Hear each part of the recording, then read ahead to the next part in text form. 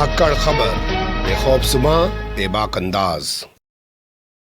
धाकड़ खबर के news room में आपके साथ हूं अकरम रईस खान। एक कहावत, एक किस्सा तो आप लोगों ने सुना होगा कि गांव में एक शख्स रहता था, 2 और 2 को 5 बताता था। पूरा गांव इकट्ठा हुआ, उसको समझाया, उसने कहा कि ठीक है, मान लेता हूं कि 2 और 2 4 होते हैं, लेकिन बोलूंगा मैं अभी भी 2 और 2 5 ही। लगता है नरेंद्र मोदी सरकार के आने के बाद से अंधभक्तों का यही हाल हो गया। और ये अंधभक्त जो अभी तक सड़कों पर नजर आते थे, वो अब संसद में भी अपनी तादाद बढ़ाने लगे हैं। जी हां, संसद में भी अब उनकी तादाद बढ़ने लगी है। अगर आपको यकीन नहीं आ रहा है तो राज्यसभा के कुछ खास वीडियोस आज आपके सामने इस रिपोर्ट में रखने की कोशिश करने जा रहा हूं, जिन्हें देखने के बाद आप भी शायद यही कहने के लिए विवश हो जाएं। तो फिलहाल इधर उधर की बातों को छोड़ देते हैं, शुरुआत करते हैं खबर की और बताते हैं आपको कि मामला है क्या। मामला है ऑस्कर से जुड़ा हुआ। आप जानते हैं जैसा कि गाने को और एक डॉक्यूमेंट्री फिल्म को ऑस्कर अवार्ड मिला है, तो उसको लेकर देश के उपराष्ट्रपति और राज्यसभा के सभापति जगदीप धनखड़ ने एक डिस्कशन रख दिया। वो 40-45 मिनट तक वो डिस्कशन चला और उस दौरान कुछ ऐसे दिलचस्प नज़ारे उभर कर सामने आए जिन्हें देखने के बाद ये कहने के लिए विवश होना पड़ गया कि भाई अंधभक्त अब सड़क पर ही नहीं है, संसद में भी पहुंच गए हैं। और अंधभक्ति का आलम महिलाओं में भी खूब तेजी से बढ़ रहा है, बल्कि महिलाओं में ज्यादा बढ़ रहा है। कैसे कैसे पूरा घटनाक्रम सामने आया वो आपके सामने बाद में रखेंगे। उससे पहले आप यहां सुन लीजिए मल्लिकार्जुन खड़गे को।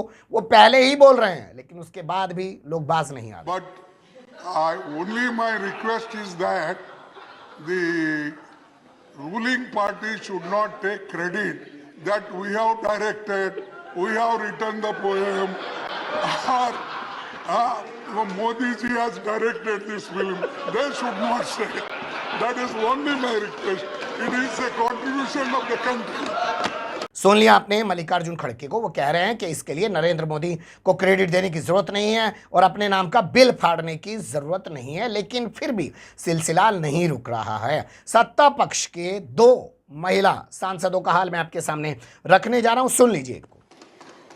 मुझे इस बात का भी आनंद है कि नाटू नाटू शब्द जो है उसके बारे में जो चर्चा चली कि शब्द कहाँ से आया, तो ये शब्द कहते हैं नट से आया, नटराज नृत्य से आया। और ये नृत्य सबने देखा तो पूरी दुनिया उस पर अब नाच रही है और ये बात हमारे लिए बहुत ही हर्ष की है। दूसरी बात सर कि जो डॉक्यूमेंट्री को मिला है अवार्ड, एलिफेंट विस्परर्स, गणेश हमारे आराध्य देव हैं, प्रथमेश हैं और हमारे लिए हाथी अत्यंत पूजनीय है हस्ती, तो उनको भी एक तरीके से आदर दिया गया है, सम्मान दिया गया है। इसके बारे में भी हम सबको बहुत हर्ष होना चाहिए कि हमारे दोनों जो परम पूजनीय नटराज जी और गणेश जी, उनका भी इसमें जिक्र है और इस बात को हम याद रखें। फिर से एक बार बधाई। आपने ये हैं सोनम मानसिंह और इन्होंने क्या बताया, नाटू शब्द कहां से आया, मतलब हिंदुत्व की व्याख्या कर दी है।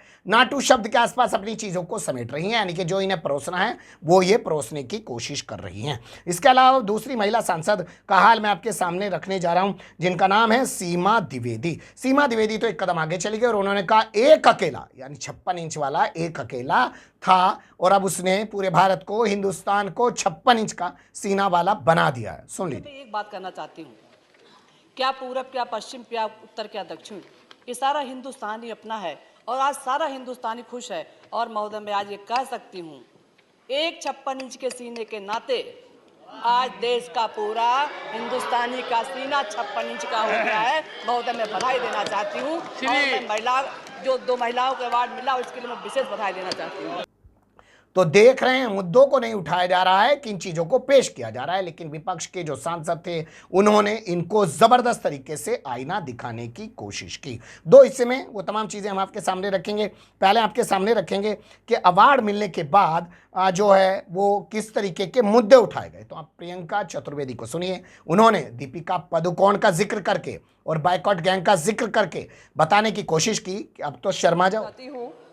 एक चीज़ और मेंशन करना चाहूँगी, वहाँ पे एक और इतिहास रचा गया है कि एक इंडियन एक्ट्रेस, वहाँ पर उन्होंने नाटू नाटू को इंट्रोड्यूस किया था, वो भी ब्लैक पहनी हुई थी सर, दीपिका पादुकोण, तो उनको भी बधाई देना चाहूँगी। साथ ही साथ मैं एक और चीज़ कहना चाहूँगी, दीपिका पादुकोण से याद आया कि अगर हम अपना ये बॉयकॉट कल्चर है इस ऑस्कर जीतने के बाद ये जो बॉयकॉट कल्चर चलता है सोशल मीडिया प्लेटफॉर्म्स पे, उसको खत्म करने का काम ये ऑस्कर करेंगे, तो ये हमारे लिए सौभाग्य की बात होगी। और sir, because I am wearing black, I yield this space to Mahua Majhi ji, who has been wanting to speak, sir.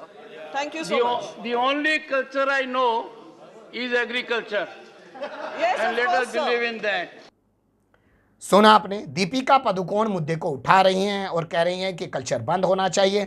तो इस पर जगदीप धनखड़ नोटिस लेने के बजाय इसे एग्रीकल्चर कहकर टालने की कोशिश कर रहे हैं, जबकि उनकी जिम्मेदारी है कि ये अहम मुद्दा था कि हाँ भैया, ये वही दीपिका पादुकोण है जिसका पठान फिल्म में जो है बिकनी को लेकर बवाल मचाया जा रहा था, और आज ये लड़की ऑस्कर के मंच पर थी और तमाम चीज़ें थी। खैर छोड़िए, अगला अपडेट आपके सामने रख देते हैं। साहित्यकारों की स्थिति का जिक्र करते हुए महुआ माझी ने कहा कि उन्हें लाइफ टाइम मेडिकल मिलना चाहिए मुफ्त में, उनकी हालत बहुत बुरी होती है, उन पर ध्यान नहीं दिया जाता है। सुन लीजिए। लेकिन एक अहम मुद्दे की तरफ ध्यान आकर्षित करना चाहती हूँ कि अभी 2-3 दिन पहले ही साहित्य अकादमी अवार्ड दिया जा रहा था।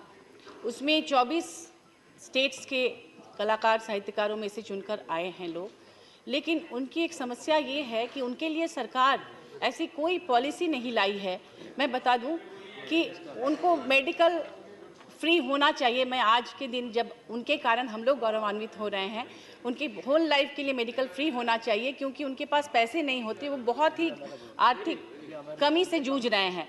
इसलिए इस तरफ मैं ध्यान दिलाना चाह रही हूँ। धन्यवाद। दोनों लोगों ने कितने बेहतरीन मुद्दे उठाए, और भारतीय जनता पार्टी की महिला सांसद क्या गीत गा रही थी आप लोगों ने सुना ही होगा। इसके अलावा खबर के दूसरे हिस्से में कुछ और चीजें आपके सामने रख देते हैं। यहां हम बात करेंगे कि जो खास चीजें निकल कर सामने आई हैं और जिन चीजों पर सांसदों ने ज्यादा तरीके से फोकस करने की कोशिश की है उनकी।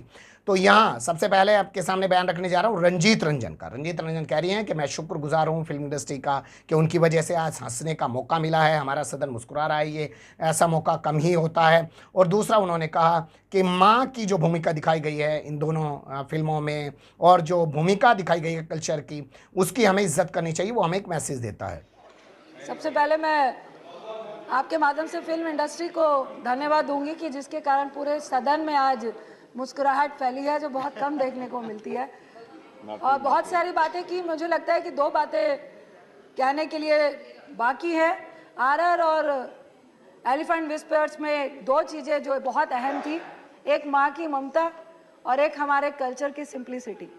जो डांस था वो हमारे कल्चर का, हमारी सिंप्लिसिटी का, और मस्त होके जो इंडिया डांस करता है, हमने अपने कल्चर का सम्मान किया, आज पूरे अंतर्राष्ट्रीय स्तर में सम्मान हुआ। तो मुझे लगता है एक बहुत बड़ा हम लोग के लिए लेसन है। और एक जो माँ होती है, चाहे वो मनुष्य का बच्चा हो, चाहे वो जानवर का बच्चा हो, चाहे वो पंछी हो, माँ होती है और उसका जो प्यार होता है सबके लिए बच्चे की तरह होता है। ये बहुत बड़ा लेसन हम सब के लिए है। मैं आपके माध्यम से बहुत बहुत थैंक यू। बहुत बड़ा करारा तमाचा है ये भोंपू मीडिया के मुंह पे भी और सामने सत्ता पक्ष के सांसदों के मुंह पे भी, जो रात दिन एक रूपता थोपने की कोशिश करते रहते हैं। उनको करारा आईना दिखाने की कोशिश की रंजीत रंजन ने, लेकिन आप जानते ही हैं कैसे चीज़ों को गौल कर दिया जाता है। इसी तरीके से आगे बात करते हैं प्रोफेसर मनोज झा, और वो कहते हैं कि बंदिश मुक्त करना चाहिए आपको सब कुछ, ताकि आर्ट और कल्चर को बढ़ावा मिल सके और ये तमाम चीज़ें जो हैं वो बेहतर हो सकें, और फिर अब ऑस्कर की लाइन लग जाएगी। सर, ये सचमुच गर्व का क्षण है, लेकिन गर्व के ऐसे क्षण आने के लिए आवश्यक है कि आप जिस राज्य से सर आए हैं, कई वर्ष रहे वहां, टैगोर साहब कहते थे where the mind is without fear and the head is held high. बंदिश मुक्त करना होगा आर्ट और कल्चर को, आजाद ख्याली को प्रमोट करना होगा, तब हमारे पास ऐसे सैकड़ों ऑस्कर आएंगे। जय हिंद सर। तो इन्होंने भी मुद्दा बढ़िया उठाया, लेकिन भारतीय जनता पार्टी की सांसद किस तरीके का मुद्दा उठा रही हैं।